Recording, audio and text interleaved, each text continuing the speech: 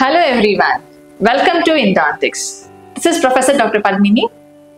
ఈ మధ్య చాలా మంది యంగ్ కిడ్స్ అంటే 6 to 7 years ఆ తర్వాత ఏజ్ పాల పళ్ళు పోయి పర్మనెంట్ డెంటిషన్ వచ్చే ఫేజ్లో వాళ్ళని మిక్స్డ్ డెంటిషన్ ఫేజ్ అంటారు.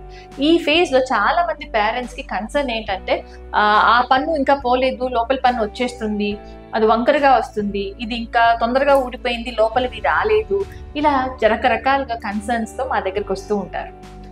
అవునండి. సో యూజువల్గా మీరు పాప ఆర్ బాబు ఒక 6 to 7 years age is the first right age where tooth eruption, permanent tooth eruption starts and begins. అప్పటికల్లా అది ఏ పొజిషన్లోకి అయితే రావాలో వాటి ముందు ఉన్న పళ్ళు నెమ్మదిగా కదలటం జరుగుతూ ఉంటుంది, రైట్? ఒకవేళ మీరు కనుక if you have observed your kids that వాళ్ళకి అప్పుడు అలా షెడ్డింగ్ అవుతున్నప్పుడు కొంచెం పెయిన్ అంటాం కూడా సహజమే, ఏం కంగారు ఉండదు. కొంతమందికి మాత్రం ఒక్కొక్కసారి ఏంటంటే ఈ పర్మనెంట్ టీత్ వచ్చే టైం కల్లా కూడా ఈ మిల్క్ టీత్ అన్నది కంప్లీట్గా లూజ్ అవ్వటం కానీ, లూజ్ అయినా కూడా ఊడిపోకపోవడం జరుగుతూ ఉంటుంది. అలాంటి సందర్భంలో please visit your dentist once. అప్పుడు ఖచ్చితంగా వాళ్ళు డెంటిస్ట్ ఎగ్జామినేషన్ చేసి వెదర్ ఆ టూత్ని తీయటం అవసరమా, తొందరగా తీయటం కూడా కరెక్ట్ కాదు కాబట్టి టైమ్లీ తీస్తే ఆ వచ్చే పన్ను కరెక్ట్గా ఆ టైంలో స్పేస్ ఆక్యుపై చేసి వస్తుంది. మరీ ఎర్లీగా తీసేస్తే అప్పుడు ఆ వచ్చే పన్ను ఇంకా ఏంటంటే స్పేస్ క్లోజ్ అయిపోయి అక్కడ స్పేస్ లేక వంకరగా రావడం కూడా జరగచ్చు. అలాగని ఇది ఇలాగే ఉండి ఎప్పుడో అప్పుడు పోతుందిలే అని వదిలేసినా ఆ వెనకాల పన్ను, ఈ వచ్చే పన్ను ఏదైతే పర్మనెంట్ డెంటిషన్ ఉంటుందో అక్కడ స్పేస్ లేక వెనకాలకో రావటం జరుగుతూ ఉంటుంది. సో ఆ టైంలో ఒకసారి అంటే 7 to 9 years ఏజ్లో ఖచ్చితంగా ఉన్న చిల్డ్రన్ వాళ్ళ పేరెంట్స్ పిల్లల్ని ఒకసారి డెంటల్ విజిట్కి ఖచ్చితంగా తీసుకెళ్ళండి. నెంబర్ 2, ఇంకొక ఇంపార్టెంట్ పాయింట్ ఏంటంటే వాళ్ళ ఎరప్షన్ ఒకటే కాదు, రెండోది ఏంటంటే చాలా మంది పిల్లలకి ఆ జా ఎంత సైజ్ ఉంటుంది అన్నది, ఎంత నారోగా ఉందా, హారిజాంటల్గా బ్రాడ్గా ఉందా లేదా అన్నది కూడా మేము చెక్ చేస్తాం. చూసి కొంతమందికి జెనెటిక్ ప్రిడిస్పోజిషన్ వల్ల కూడా వాళ్ళ పేరెంట్స్ కొనడము, మేనమామలు మేనత్తలు కొనడము, ఏదో ఒక రీజన్ వల్ల పేరెంట్స్కి లేకపోయినా వాళ్ళకి ఎత్తుపళ్ళు రావటం లేదా వంక టింకర్గా రావటం ఇలాంటివి సహజంగా చూస్తూ ఉంటాం.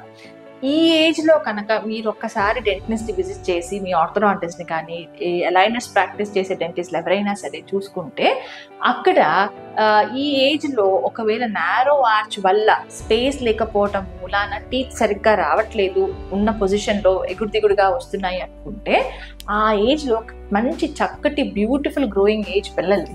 ఆ ఏజ్లో వాళ్ళకి చక్కటి గ్రోత్ స్పర్ట్స్ ఉంటాయి, మంచి గ్రోత్ వస్తుంది. కాబట్టి మనం ఏంటంటే కాంప్లికేటెడ్ బ్రేసెస్ ట్రీట్మెంట్లు అన్నీ కాస్త మినిమైజ్ చేసుకొని ఈ స్పేస్ లేకపోవడం మూలాన పళ్ళు తీసి బ్రేసెస్ వేయటం సహజం ఆఫ్టర్ 13-14 years తర్వాత స్టార్ట్ చేస్తే. అదే ఈ ఏజ్లో ఒకసారి వెళ్ళి డెంటిస్ట్ని కలిసి ఏం చేయాలో వాళ్ళు చూస్తే సిచ్యువేషన్ని బట్టి అవసరమైతే వాళ్ళ గ్రోయింగ్ ఏజ్లో మనం ఆర్చ్ని కూడా జాగ్రత్తగా నెమ్మదిగా ఎక్స్పాండ్ కూడా చేసుకోవచ్చు.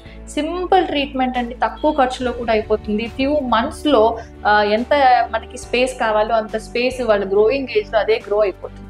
అప్పుడు ఈ పళ్ళు ఇలా వంకర టింకర్గా రావటం అది మినిమైజ్ అయిపోయి చక్కగా మంచిగా స్పేస్ ఉంటుంది. కాబట్టి ఐడియల్గా పళ్ళు వచ్చే అవకాశాలు చాలా మెండుగా ఉంటాయి.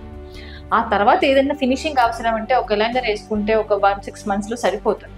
సో దీనివల్ల ఏంటంటే ఈ ఎర్లీ ఇంటర్సెప్టివ్ ట్రీట్మెంట్ వల్ల తర్వాత పళ్ళు తీసే అవసరం తగ్గుతుంది, చక్కగా టీత్ అన్ని వచ్చేవే మంచి పొజిషన్లో వచ్చేస్తాయి పిల్లలకి. వాళ్ళకి స్మైల్ కరెక్షన్స్ అని తర్వాత లేదంటే ఎత్తుపళ్ళు అని చెప్పి వాళ్ళు అనవసరంగా సైకలాజికల్ ట్రామా కానీ అది ఏమి ఫేస్ చేయాల్సిన అవసరం ఉండదు. మీకు కూడా ఖర్చు or pain of braces or liner complex treatments కూడా తగ్గిపోతాయి. సో ఒక్కసారి 7 to 9-10 years ఆఫ్ ఏజ్ పిల్లల్ని మీ డెంటిస్ట్ దగ్గరికి ఒక్కసారి విజిట్ చేయడం చాలా అవసరం. Thank you so much.